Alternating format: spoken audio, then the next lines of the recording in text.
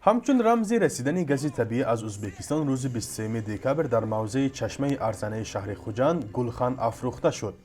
نمایندگان شرکت سوختیان گاز این مراسم را انجام دادند ولی گفتند سنه رساندن گاز به خانه های زمینی و بلنداشانه در ولایت هنوز معلوم نیست. زیرا در زیاده از 8 سال نبودن گاز بسیاری ها لوله یا قبورهای انتقال آن را بریده یا کندند. ما نمیتونیم که البته هر کدام را خانه به خانه برده قبورشون اگر مراجعت کنن و اهالی آماده باشه ما مرحمت ما آماده ایم، ما تیار کردیم. نسبت نقلیات های افرادگرد یعنی نقلیات ها باشد این به مرور زمان باز در نوبت اول ما بگذار کارخانه های صنعتی که با برق فعالیت میکنن ما اونها برگردانیم بر یعنی که بر گاز طبیعی. در خوجند حدود 150 کارخانه صنعتی فعال است که اکثر آنها با برق و یا انگشت کار میکنند و شرکت تا حالا با مالکان تقریبا 100 کارخانه به سازش رسیدند.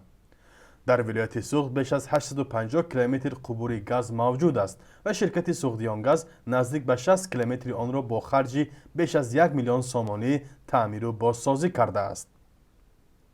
طبق حساب پیشگی طلبات کارخانه‌های صنعتی ولایت به گاز طبیعی در یک ماه 2.4 میلیون متر مکعب را تشکیل می‌دهد و باور کرده می‌شود که شرکت مذکور از عهده تامینات آن به این کارخانه‌ها می‌براید. به گفته نمایندگان سوختیان گاز حالا 1000 متر مکعب گاز از ازبکستان به $130 خریده می شود و این نرخ 10 سال پیش از 340 تا 360 دلار بود. ارزش فروش آن هم برای هر یک کوبومتر از 2 سومانی گران نخواهد افتاد، در حالی که 1 لیتر گاز مایع بیش از 4 سومانی است.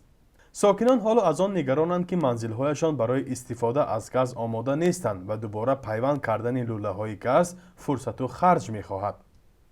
از سبب آنکه شرایط زندگی بسیار عائله ها مشکل تر هست، جای کاری نیست یا مردها در مهاجرت مهنتی می باشند تا آنجا مبلغ فیسانی از طرف فدراسیون روسیه حاضر دشوارتر شده است.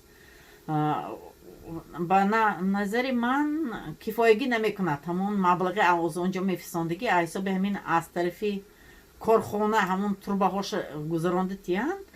آینده ما مبلغ‌های هر ماهش حرکت کرده از روی همون شوچی میچی که شود اینش میسپردیم. ازبکستان از اول سال 2012 انتقال گاز طبیعی را به تاجیکستان پرره قطع کرده بود. در گذشته حکومت تاجیکستان بارها تلاش کرده است که از سرگیری واردات گاز طبیعی را از ازبکستان با مقامات کشور همسایه مطرح کند، اما حکومت رئیس جمهوری پیشین ازبکستان اسلام کریموف همواره پاسخ رد داده است یا نرخ از حد بلند پیشنهاد کرده است. فرزان محمدی، رادیو آزادی، شهر خوجند.